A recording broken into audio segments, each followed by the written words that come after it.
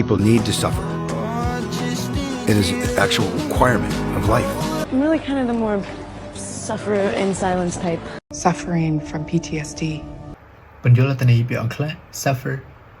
suffer ជាភាសាខ្មែរពាក្យមួយនេះមានត្រៃពាក្យគ្រាស័ព្ទហើយយើងអាចប្រើវាដើម្បីសំដៅលើសកម្មភាពទទួលរងនៅអ្វីមួយជាពិសេសគឺអ្វីមួយដែលអវិជ្ជមានឬក៏មិនល្អឬក៏ប៉ះពាល់បើទាក់ទងទៅនឹងភាពជឿចាប់យើងអាចប្រើវាដើម្បីសំដៅលើការទទួលរងនៅភាពជឿចាប់អាចជានៅខាងក្រៅឬក៏អាចនៅក្នុងផ្នែកខាងក្នុងឬក៏ផ្នែកផ្លូវចិត្តឧទាហរណ៍ he suffered greatly after the accident មានន័យថាគាត់បានទទួលរងនៅភាពជឿចាប់ខ្លាំងបន្ទាប់ពីគ្រោះថ្នាក់ឧទាហរណ៍មួយទៀត the crops suffered from the drought មានន័យថា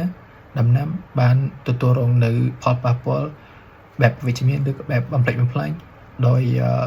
គ្រោះរាំងស្ងួតបើទាក់ទងទៅនឹងការប្រកាន់បព្វពួកការរើសអើងការមើលងាយឬក៏ភាពអយុត្តិធម៌វិញយើងអាចប្រើវាដើម្បីមានន័យថា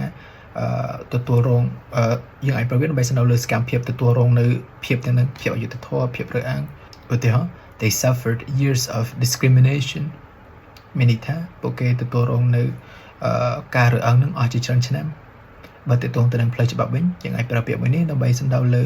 ការទទួលរងឬក៏ការត្រូវទទួលផលប៉ះពាល់ឬក៏ការដាក់ទោសនៃពីសកម្មភាពឬក៏ពីទង្វើរបស់យើងឧទាហរណ៍ the traitor suffered the penalty of death មានន័យថាជនក្បត់ជាតិបានទទួលរងនៅការកាត់ទោសឲ្យស្លាប់